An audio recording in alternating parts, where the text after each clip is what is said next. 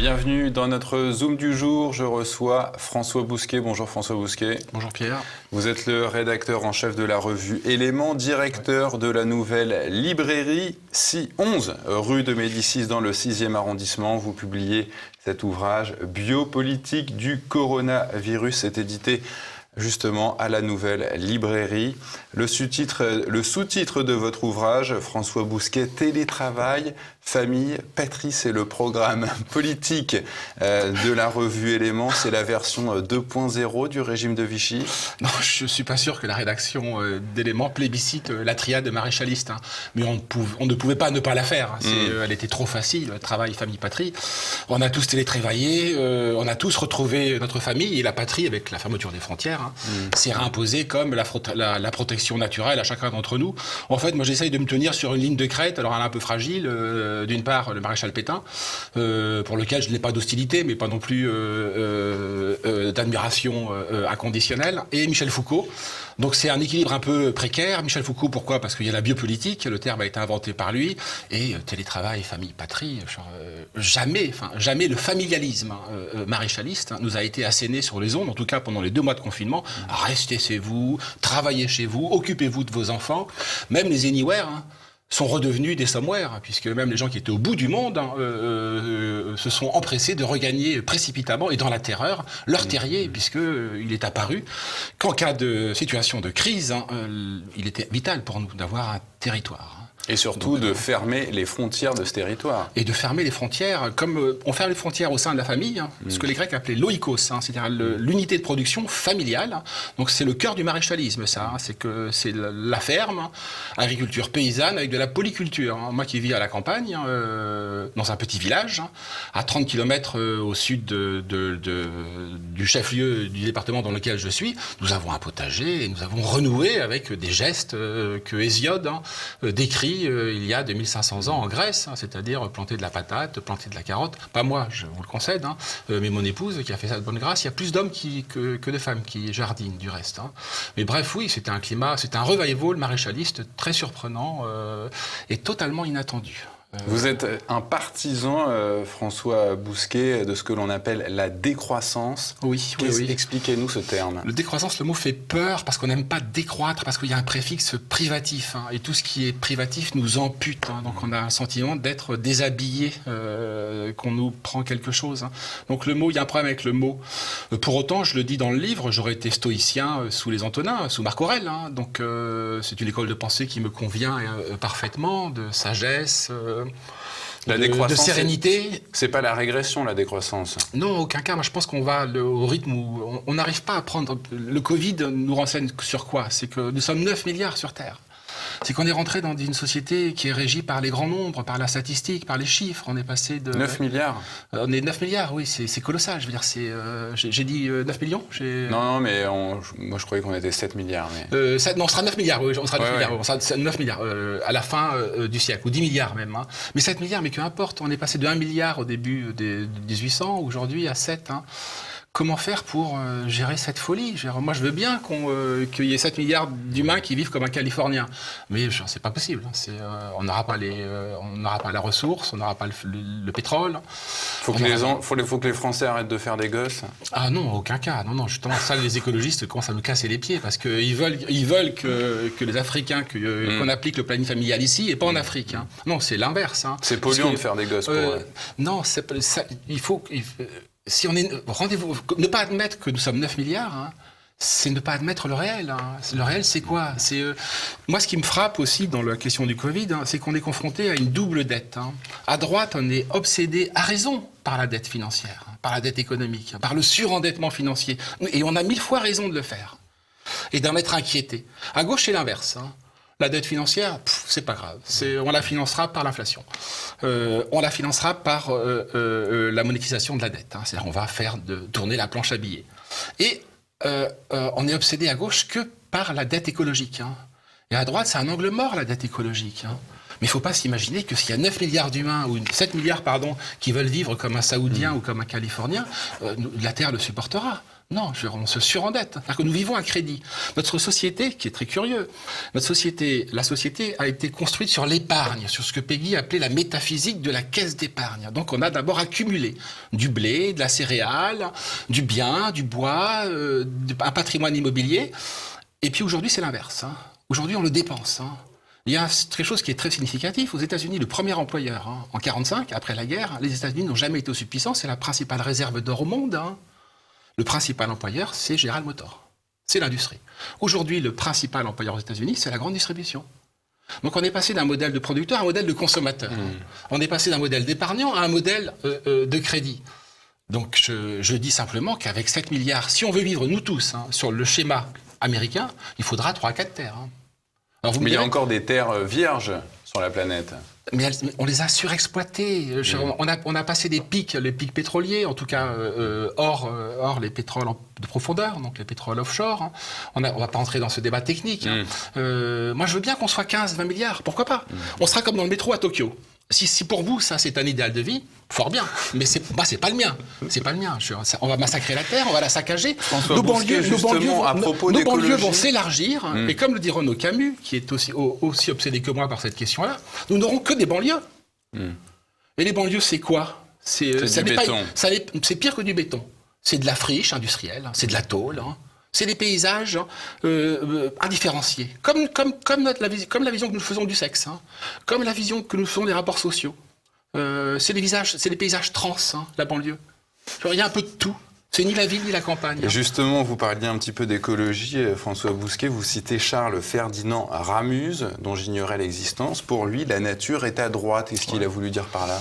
Parce qu'elle aime l'ordre, parce qu'elle aime l'harmonie, parce qu'elle aime la sérénité, parce que la nature recherche en permanence, tous les écosystèmes, tous les biotopes recherchent en permanence à créer, alors évidemment c'est un équilibre qui est très précaire, mais à créer ou recréer de l'équilibre, c'est-à-dire de la stabilité. Évidemment, cette stabilité, elle est bousculée par des événements extérieurs, par des tempêtes, par des impacts de météores, que sais-je, par des bouleversements climatiques, mais en permanence, elle essaye de recréer de la stabilité. Et c'est un modèle sur lequel nous pouvons nous appuyer. La vision Ramu est un grand écrivain suisse, Charles Ferdinand Ramu, c'est un petit peu le Charles Péguy, le Jean Giono, si on veut, suisse, un immense écrivain francophone, qui écrivait donc en français. Et il voulait dire par là que si nous sommes de droite, une droite authentique, nous sommes attachés à la pérennité, à la durabilité des choses. En fait, nous, la vision du monde que nous défendons, elle a passé l'épreuve du temps. Dans la société moderne, qui est une société purement expérimentale, nous ne savons pas si les expériences auxquelles nous nous livrons vont produire du bien ou du mal. Nous pensons qu'elles vont produire du mal, mais nous n'avons aucun champ de recul. Donc Ramu essayait de nous rappeler ce que pouvait être un homme de droite, pas un bourgeois. Pour lui, c'était soit un aristocrate, soit un paysan, et pour lui, c'était la même chose. Alors même, disait-il, un roi, un paysan, c'est la même chose, puisque les deux voient la même chose, un ciel étoilé. Essayer de nous rappeler que les sociétés, c'est le mot de Camus, les sociétés ont besoin d'équilibre. Vous savez, le mot de Camus, le fameux discours au Nobel qu'il a reçu, la mission qui nous a assignée à nous pour la première fois dans l'histoire de l'humanité, c'est veiller à ce que le monde ne se défasse pas.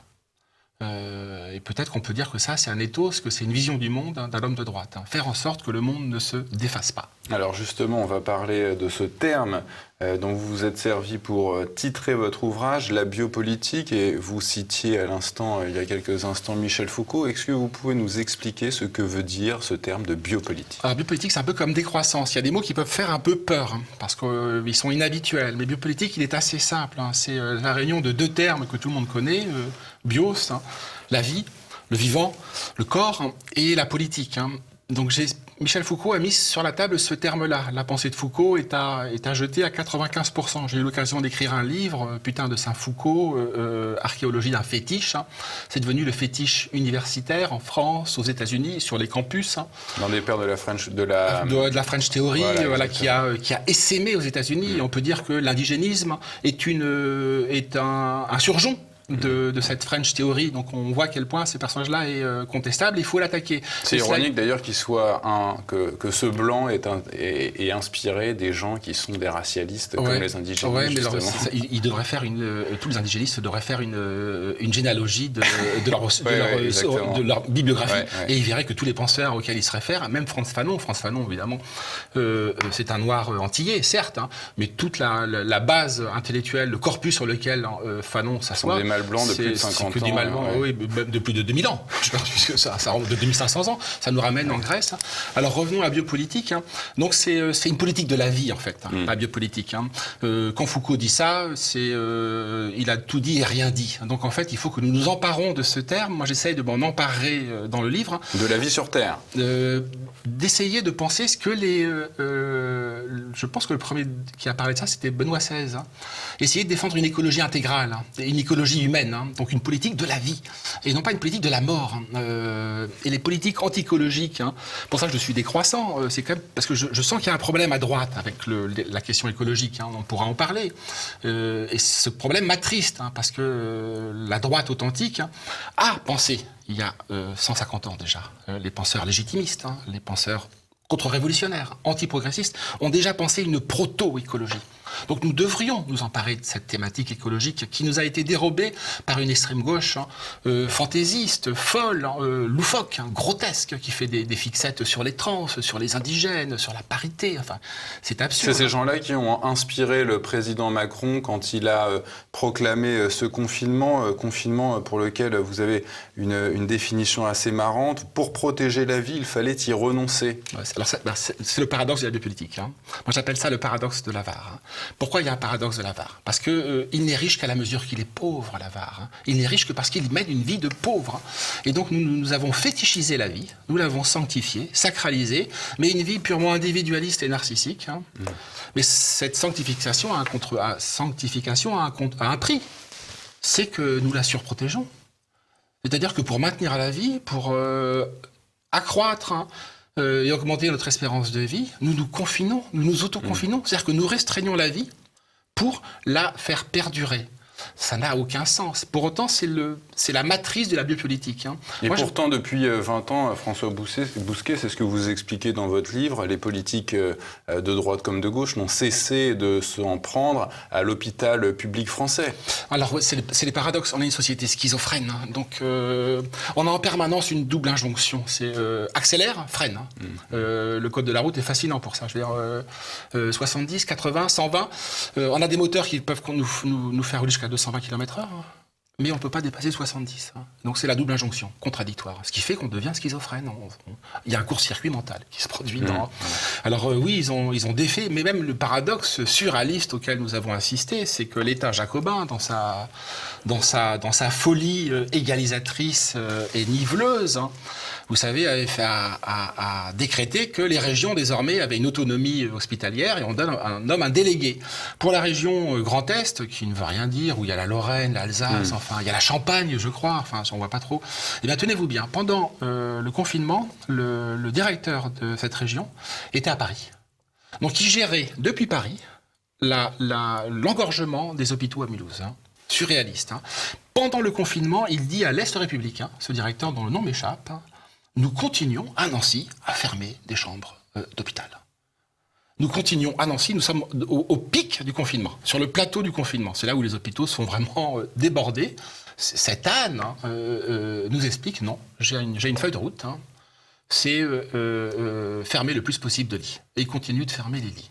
Vous voyez où nous en sommes. Hein. Alors il y a quelque chose qui vous a énervé pendant ce fameux confinement, François Bousquet, c'est les séances d'applaudissements que les Parisiens ou les habitants des grandes villes faisaient à 20h pour rendre hommage aux soignants. Vous êtes contre les rites collectifs, François Bousquet ? Non, au contraire, j'adore les rites collectifs. Je passe mon temps à les défendre, hein, puisque c'est eux qui font sens, c'est eux qui font qu'on peut vivre ensemble. Hein. Mais là, c'est pas un rite collectif. Évidemment, j'ai toujours en tête Philippe Muret, le regretté, le grand Philippe Muret. Ça me faisait penser un petit peu à Philippe Muret, justement, de la lecture de votre ouvrage. Ouais, c'est du coup de gueule. Ouais, alors toute proportion gardée, puisque Muret c'est le génie polémique, longue tradition de génie polémique, de Barbet, de Léon Bloy et d'autres. Hein. Il était drôlatique et surtout, il a trouvé une clé, je trouve. Hein. C'est rare, les gens s'affondent le génie. Le génie, c'est le poncif. Il a trouvé une clé d'explication contemporaine, hein, qui ouvre une porte sur la société qui est la nôtre. Et cette clé, c'est ce qu'il appelait homo festivus. Hein. C'est la festivocratie, c'est-à-dire la fête pour la fête. C'est Jack Lang. Enfin, c'est la fête de la musique. Pour lui, vraiment, il y a un nouveau calendrier julien qui s'est opéré au solstice de 1982. C'est que le 21 juin ou le 22 juin, Jack Lang a décrété qu'il y avait une fête de la musique. Hein. Pour lui, vraiment, le monde a basculé. Il y a un avant et un après. Et ce qu'on appelait le clapping, hein, avec ces affreux néologismes importés, enfin, de Globish, hein. À 20h, on avait là vraiment l'impression que... Moi, je suis en province, donc je suis en village. En village, on aurait pu klaxonner, vous me direz. Mais les villageois m'ont épargné les coups de klaxon. Donc, hein, mais je voyais les images à la télévision. Il y en avait l'impression que c'était des rangées de smileys sur les fenêtres à Paris ou ailleurs. Hein. Et, c'est du pathos à tartiner. Oui, du pathos à tartiner. Ouais, c'est le banc de sardines. Hein. Je défends la communauté, mais pas ce qu'elle a de grégaire. Donc, oui au rite collectif, hein, oui au rite communautaire, hein, mais pas l'affichage d'un conformisme qui se donne bonne conscience en plus. Hein. Quand j'écrivais le papier, je me suis rendu compte qu'il y a des chercheurs, on travaille surtout aujourd'hui, l'université a apparemment encore un peu d'argent et des budgets pour faire des études. Il y a des chercheurs néerlandais qui se sont rendus compte qu'il y avait les courbes de diffusion des virus, hein, et de diffusion des applaudissements sont pareillement exponentielles. Hein. Donc c'était assez amusant de voir. Simplement, ça devenait ridicule à un moment donné. Je veux dire, les malades applaudissaient les infirmières, qui applaudissaient les docteurs, qui applaudissaient les brancardiers, qui applaudissaient les politiques, hein, qui applaudissaient les Français, qui applaudissaient les infirmières. C'est too much. Hein. Ils applaudissaient pas, par contre, le professeur Didier Raoult, qui lui vous plaît beaucoup. Ah oui, mais là, toute la France. Le Panoramix de Marseille. Ouais. Alors on sait pas si c'est que les téléspectateurs ont en tête le combat des chefs, hein, de l'Astérix. Hein. Dans le combat des chefs, il y a 2 druides. Hein. Il y a aussi Amnésique. Hein. Amnésique, c'est le druide qui est censé guérir Panoramix après qu'il a reçu un druide. Après qu'il a reçu un menhir que lui a envoyé Obélix sur la tête. Et il va en recevoir un à son tour, Amnésique. Amnésique va recevoir à son tour un menhir sur la tête et les deux vont être fous. Donc on ne sait pas si Raoult est fou ou pas, mais en tout cas il est génial. Hein. Et peut-être que le génie procède en partie de la folie. On ne sait pas, c'est une blague certes, on ne sait pas s'il est pasteur ou s'il est pastis ou s'il est les deux. En tant que Marseillais, je suis un ancien Parisien, mais je vois toujours avec d'un œil favorable, amusé. Pourquoi les médias lui ont collé cette image de populiste? C'est quoi un médecin populiste? C'est surréaliste, un médecin populiste. Alors qu'un médecin populiste, donc c'est un médecin pragmatique. Hein. C'est un médecin qui sauve des vies, c'est ça? C'est un médecin qui sauve des vies, qui applique une méthode empirique, hein, face à l'inconnu. Je teste, je sonde, je vois ce qui marche, hein, qui bricole, hein, parce qu'on bricole face à l'inconnu. C'est ça, être populiste. Mais alors, le monde entier est populiste. Moi, je le suis. Parce qu'il n'a pas respecté le protocole, mais au contraire de ce que vous dites, les grandes choses qui ont changé le cours de l'histoire ont été faites justement sans protocole. Voilà, contre le protocole, même en le piétinant. En le piétinant. Rappelez-vous la phrase du Christ qui devrait guider, chrétiens non-croyants, mais identitaires, qui devrait guider nos vies. La lettre tue. C'est l'esprit qui vivifie. Donc arrêtons de nous focaliser sur le protocole. Le protocole, c'est ce à quoi se rattachent les médiocres. Hein. C'est ce à quoi se rattachent les bien-pensants. Alors le protocole fonctionne, on a besoin de protocole, on a besoin de processus, hein. Mais dans une société qui est parfaitement huilée, qui n'est pas confrontée à des crises, qui n'est pas confrontée à l'inconnu, mais dès lors que l'inconnu surgit et se manifeste, hein, il faut renouveler son logiciel de pensée. C'est ce qu'a fait Didier Raoult. Est-ce qu'il a réussi ou pas? Je ne sais pas. Mais je le redis, face à l'inconnu, on doit se réinventer. On doit tester. Il teste des médicaments. Je compare les hôpitaux à des embouteillages sur le périphérique parisien pendant des grèves. Hein. Donc ça n'avance pas. Il y a une saturation de tous les services. Hein. Et on va s'en remettre à un protocole dont on ne sait pas s'il fonctionne, de toute évidence qui ne fonctionne pas. Non, au contraire, on va faire appel à son imagination et on va renouer avec une médecine qui est déjà scientifique, hein, mais qui ne repose pas sur une méthodologie arrêtée. Ou alors on va réinventer une nouvelle méthodologie. C'est ça le génie. Le génie, c'est ça, fondamentalement. C'est le type qui arrive et qui débarque et qui dit ce paradigme-là, ça marche plus. Ce paradigme-là, il n'est pas opératoire. La preuve en est, la société est bloquée. Donc, moi, je vous propose un autre paradigme. Fondamentalement, c'est ça, le génie ou une révolution scientifique, elle procède là-dessus.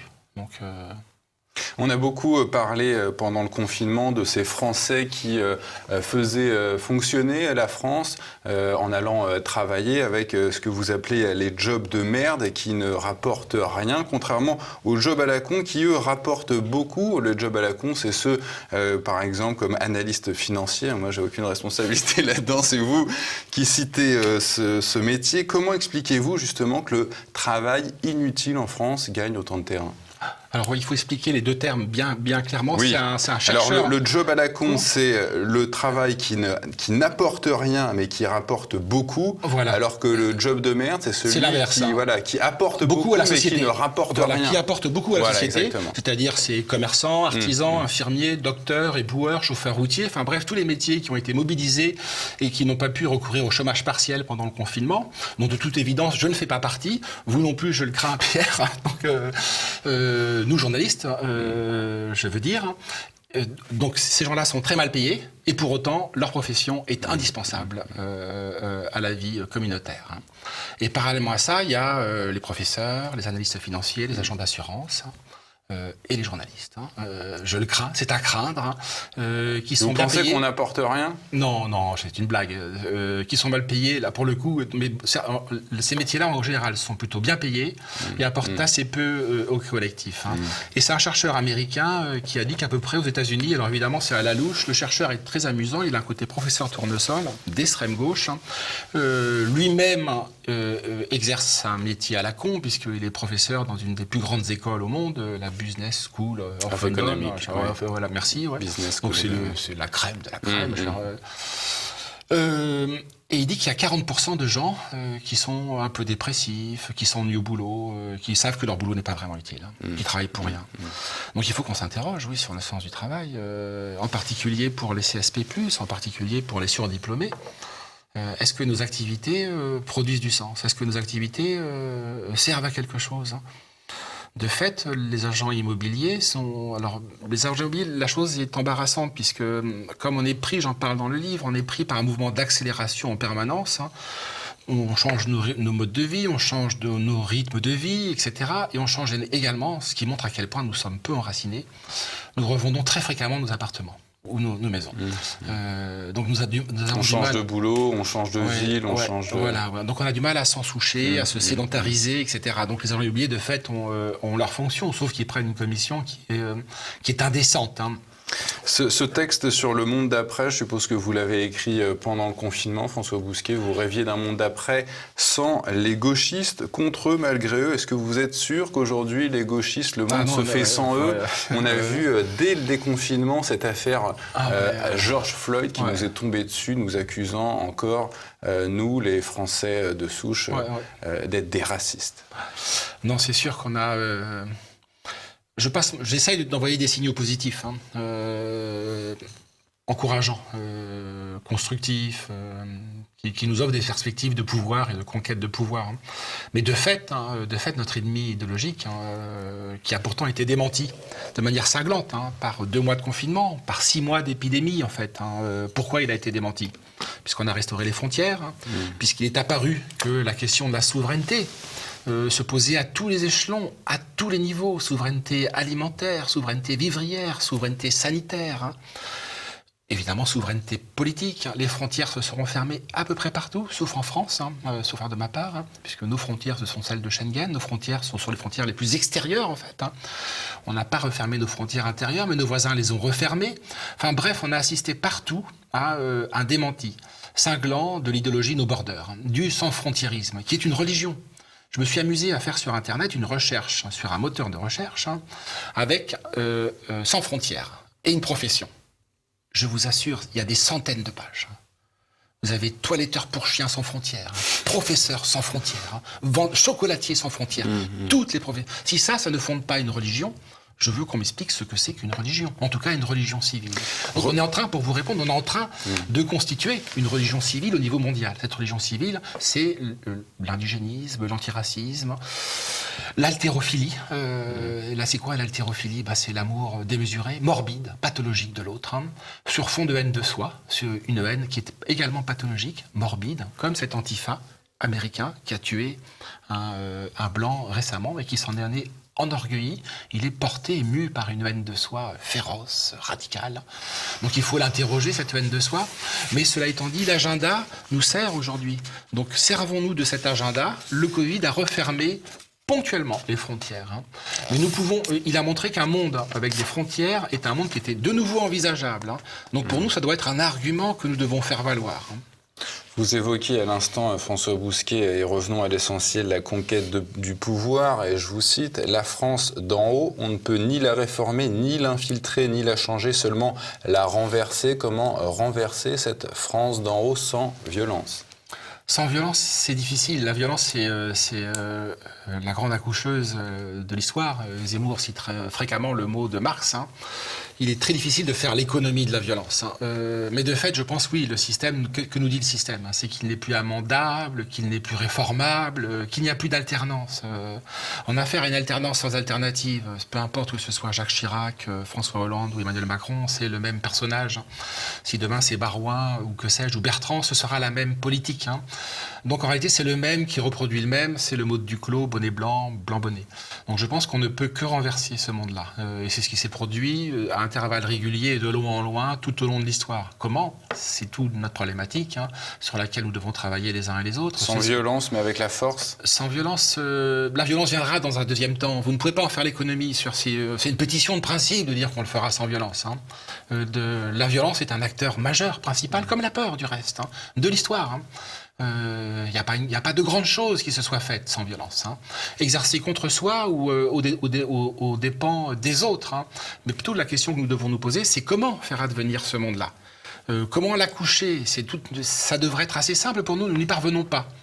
La majorité des Français, de fait, la majorité des Européens partagent nos idées. Quand on lit les enquêtes d'opinion sur des sujets vitaux, la sécurité, l'immigration, les frontières, grosso modo, on a 60% de Français, et on peut imaginer 60% d'Européens qui campent sur nos idées. Et vous pensez que les Français peuvent se lever tant qu'ils auront quelque chose dans le frigo ? Alors, c'est une objection. L'objection a sa pertinence. Il y a un grand écrivain russe, dont je ne vais pas citer le nom, qui disait que 1917 n'est pas concevable sans la famine. 1917. C'est Lénine Non, c'est pas Lénine. C'est un grand écrivain réactionnaire. C'est un Russe blanc. Dont le monde s'est effondré. Et simplement, il s'interrogeait pourquoi ses compatriotes, qu'il aimait tant, russes orthodoxes, s'étaient ralliés à une idéologie, peu à peu, bien sûr, une partie d'entre eux, mortifère, le marxisme-léninisme. Ils avaient faim. Donc nous n'avons pas encore faim. Mais j'espère que nous pourrons accoucher d'une révolution, alors avec le frigo encore largement plein. Sinon, on continuera à regarder Cyril Hanouna. Donc voilà. Biopolitique du pouvoir, c'est votre... Du coronavirus. Du coronavirus, biopolitique du coronavirus, télétravail, famille, patrie, tout un programme. C'est votre ouvrage, François Bousquet. Merci d'être venu. Merci à vous. Chez TV Liberté.